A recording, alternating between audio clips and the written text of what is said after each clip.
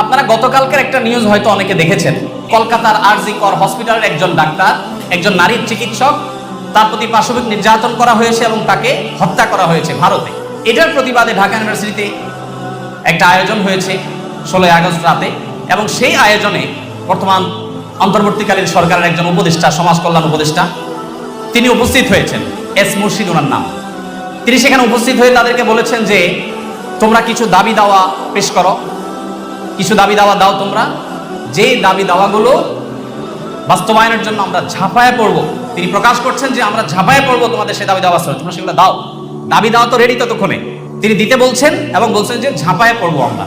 এবং তিনি আরো কিছু কথা সেখানে বলেছেন, আমি সেগুলোতে আর যাচ্ছি না। তার পুরো কথার খোলাসা হলো যে পুরা তার কাছে যে সরকারি শক্তি আছে, তার পুরো ডিপার্টমেন্ট ঝাঁপায়ে পড়বে সেগুলো বাস্তবায়ন করবার জন্য। শুধু তাদেরকে উৎসাহ দিচ্ছেন, তিনি অনুপ্রাণিত করছেন যে তোমরা সেগুলো দাও।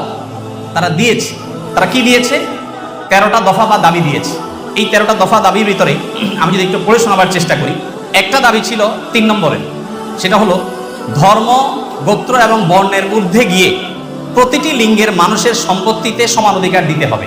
এটা আমাদের প্রচলিত আইন বিরুদ্ধ যেমন, তেমনি এদেশের সংখ্যাগরিষ্ঠ মানুষ মুসলমানদের কোরআনে কারিমের সুস্পষ্ট বিধানের হুবহু বিপরীত। এর আগে বিভিন্ন সরকার যেটা চেষ্টা করেছে, করতে পারে নাই। এখন বৈষম্য দূর করবার নাম দিয়ে কলকাতায় হয়েছে কি, আর তারা দাবি করছে কি? কলকাতায় হয়েছে একজন নারী চিকিৎসক পাশবিক নির্যাতনের শিকার হয়েছেন, তাকে খুন করা হয়েছে। পৃথিবীতে মুসলমানরা নারীদের অধিকার নিয়ে যখন কথা বলেছে, তখন আজকালকার নারীবাদীদের জন্ম হয়নি। মুহাম্মদ সাল্লাল্লাহু আলাইহি সাল্লাম যখন নারী অধিকার নিয়ে কথা বলেছেন, তখন এই নারীবাদীদের 14 গোষ্ঠীর কারোর জন্ম হয় নাই। যেখানে মেয়ে হিসেবে জন্মগ্রহণ করলে জীবন্ত পুঁতে ফেলা হতো, যেখানে মেয়ে হিসেবে জন্মগ্রহণ করা অপরাধ ছিল, সেই সমাজে নারীকে শুধুমাত্র মুক্তই করেননি নবী সাল্লাল্লাহু আলাইহি সাল্লাম, শুধুমাত্র মৃত্যুর হাত থেকে রক্ষাই করেননি, নারীকে আকাশের উচ্চতায় তুলে দিয়ে গেছেন। কোনো বাবা মা যদি দুটি কন্যা সন্তানকে সঠিকভাবে যথাযথভাবে লালন পালন করে, তার জন্য জান্নাতের গ্যারান্টি দিয়েছেন। তার বিপরীতে 1 ডজন ছেলে সন্তান পালন করলেও এই সুসংবাদের কথা নবী সাল্লাল্লাহু আলাইহি সাল্লাম বলেন নাই। সেই মুসলমানদেরকে যদি নারীদের অধিকারের সবক শোনাতে আসা হয়, তো সেটা দুর্ভাগ্যজনক বিষয় ছাড়া কিছুই না। ভাইরা আমার, এখানে আপনারা দেখতে পাচ্ছেন হয়েছে একজন নারী চিকিৎসকের প্রতি জুলুম নির্যাতন, সেটার প্রতিবাদ হবে, কিভাবে তার জুলুম থেকে রক্ষা করা যায় সেটা বলা হবে। দাবি হচ্ছে কি দেখেন, প্রায় সবগুলো দাবি সম্পূর্ণ অপ্রাসঙ্গিক। তার মানে একটা সুনির্দিষ্ট এজেন্ডা বাস্তবায়ন করবার জন্য ইচ্ছাকৃতভাবে অপ্রাসঙ্গিকভাবে এই সমস্ত দাবিগুলো তারা তুলে আনছে। এর ভিতরে একটা হলো, দেখেন যেটা বললাম, ধর্ম, গোত্র, বর্ণের ঊর্ধ্বে উঠে, মানে কোরআনের বিধানকে সাইডে রেখে বাদ দিয়ে সকল লিঙ্গের মানুষের সম অধিকার। এখানে একটা যদি দেখেন, সকল লিঙ্গের মিনিংটা কি? সকল লিঙ্গ মানে কি? নারী পুরুষ? জি না, মূলত সমকামিতার কথা সরাসরি না বলে এই যে সকল লিঙ্গ, তারপরে যে আপনার জেন্ডার ডাইভার্সিটি, জেন্ডার বৈচিত্র্য, লিঙ্গ বৈচিত্র্য, এগুলো সবগুলোর মিনিং হলো যে এখানে তারা সমকামিতাকেও একটা লিঙ্গ হিসাবে, সমকামীদেরকে একটা লিঙ্গ হিসাবে, ট্রান্সজেন্ডারদেরকে একটা লিঙ্গ হিসাবে এখানে প্রবেশ করাচ্ছে, সরাসরি বলছে না। তো যাই হোক, এখানে কোরআন কারীমের আয়াতের বিধান থেকে আমাদেরকে, সারা দেশের মানুষকে সরে আসার জন্য আহ্বান করছেন। এই দেশের ছাত্ররা বৈষম্য বিরোধী, কোটা বিরোধী আন্দোলন করেছে কি কোরআন কারীমকে পরিবর্তন করবার জন্য? কোরআনের বিধানকে উল্টাবার জন্য মুসলমানরা রক্ত দিয়েছে? কিন্তু তারা তো সেই দাবি করছে। আমাদের ছাত্রদের, আমাদের মুসলমানদের রক্তকে তারা কিসের বিনিময়ে বিক্রি করছে দেখেন। দ্বিতীয় দাবি দেখেন, ইউনিফর্ম ফ্যামিলি কোড চালু এবং তার বাস্তবায়ন করতে হবে। এটার সহজ কথা হলো যে মুসলিম পারিবারিক আইন যেটা আছে, এটা তুলে দিতে হবে এবং তারা যে সমাজ চায় সেই সমাজ সজাগতা বাস্তবায়ন করতে হবে, যেটা এই দেশের সংখ্যাগরিষ্ঠ মানুষের চিন্তা, দর্শন, মূল্যবাদের পরিপন্থী। 4 নম্বর, সন্তানের অভিভাবকত্বের আইন পরিবর্তন করতে হবে। নারীকে সন্তানের অভিভাবকত্ব দিতে হবে। কোরআন পুরুষকে, বাবাকে অভিভাবকত্বের দায়িত্ব দিয়েছে এবং সেটা আমাদের সমাজে প্রতিষ্ঠিত, এটা আমাদের সমাজের সংস্কৃতি, এটা এদেশের মানুষের আবহমান কাল থেকে আসা সংস্কৃতি, এটাকে পরিবর্তন করে ফেলতে হবে। দেখুন, এগুলো এতটা অপ্রাসঙ্গিক এই সমাজে যে এগুলো নিয়ে দেশের মানুষের কোনো কনসার্ন নাই, কিন্তু তাদের কনসার্ন আছে।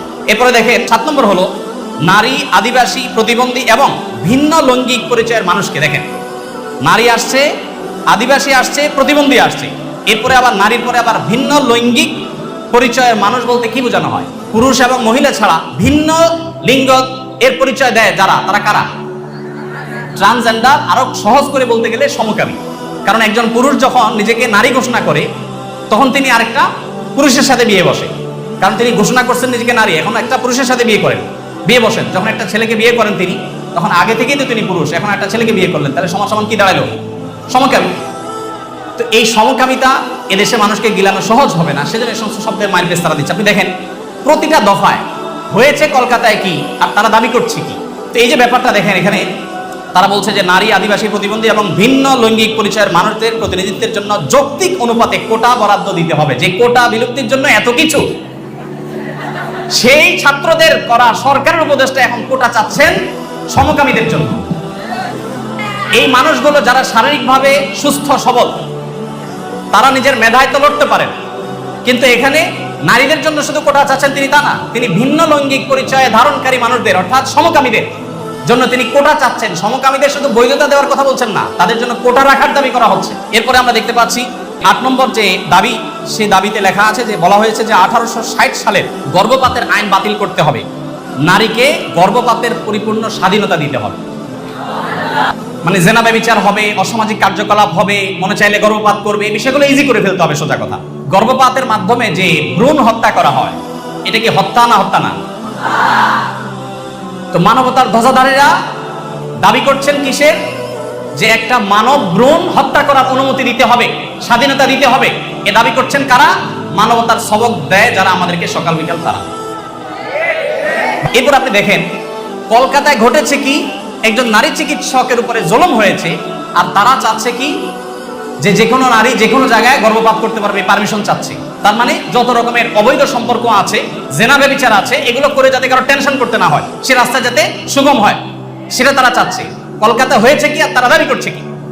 আচ্ছা, এরপরে দেখেন 9 নম্বর দাবি করেছে তারা, নারী এবং লৈঙ্গিক বৈচিত্র্যের মানুষের জন্য সমান কর্মসংস্থানের সুযোগ দিতে হবে এবং নিরাপদ কর্মসংস্থানের নিশ্চয়তা দিতে হবে। তার মানে নারী এবং লৈঙ্গিক বৈচিত্র্যের মানুষদের কথা বলা হচ্ছে এখানে। পুরুষ তো আছেই, মহিলা পুরুষের বাদে আবার বিভিন্ন লৈঙ্গিক পরিচয়ের ধারণকারী মানুষদের জন্য কর্মসংস্থানে বিশেষভাবে তাদের জন্য সুযোগ দিতে হবে, পরিবেশ করতে হবে। তার মানে কি নারী পুরুষ আর কি আছে?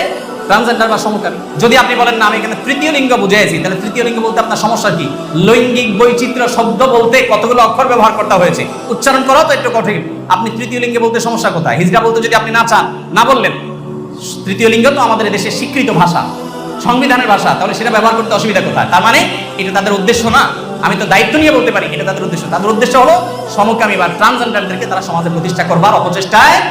ভাইরা আমার, এখনো দেশের কিছুই ঠিক হয় নাই, কত জটিল অবস্থা।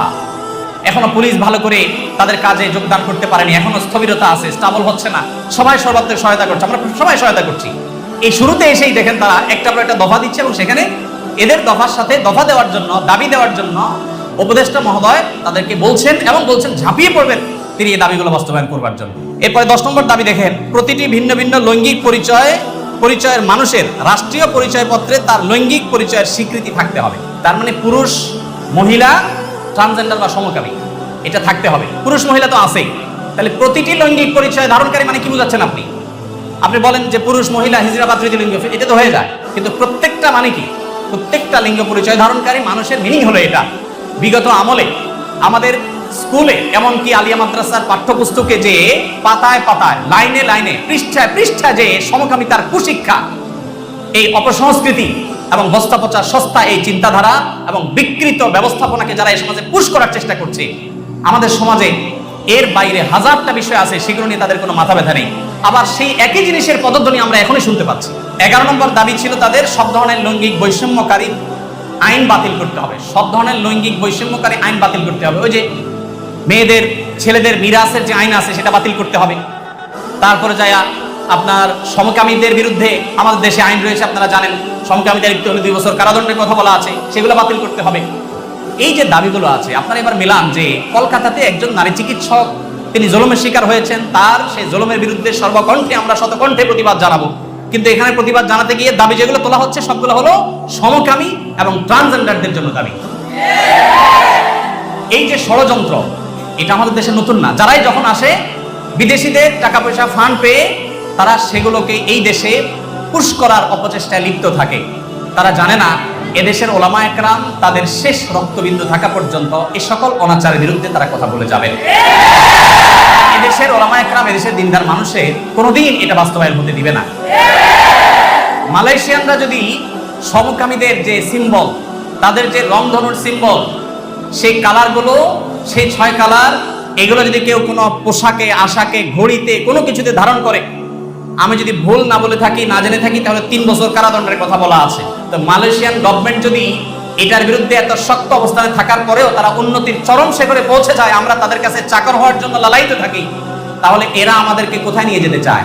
একজন উপদেষ্টা মহোদয় তিনি এদেশের সকল ধর্মের মানুষের কাছে ঘৃণিত একটা বিষয়কে সমাজে স্টাবলিশ করবার জন্য রীতিমতো প্রকাশ্যে এখন তারা নেমেছে।